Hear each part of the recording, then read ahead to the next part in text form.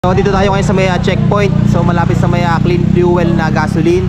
And then ito makikita niyo yung Nicole Lomi House. And then syempre pasukin natin yung loob at tanungin natin kung anong meron sila dito. Hello po ma'am. Hi! Ma'am, pwedeng matanong ma'am, ano pong meron kayo sa Nicole Lomi House ma'am?